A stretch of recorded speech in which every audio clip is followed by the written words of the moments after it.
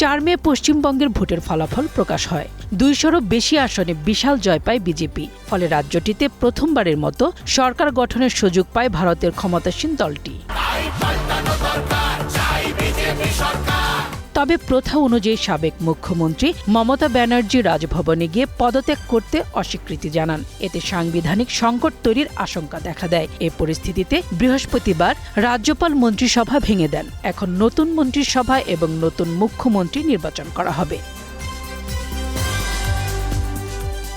রাজ্যপালের এই সিদ্ধান্তের ফলে 17তম পশ্চিমবঙ্গ বিধানসভার কার্যকাল আনুষ্ঠানিকভাবে শেষ হল। নবনির্বাচিত জনপ্রতিনিধিদের নিয়ে 18তম বিধানসভা গঠন করা হবে শনিবার।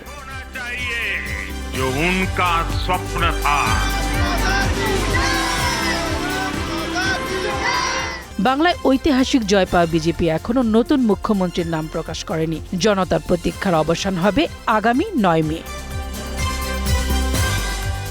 মোর্শেদা খান লিপি, গ্রিন নিউজ ডেস্ক।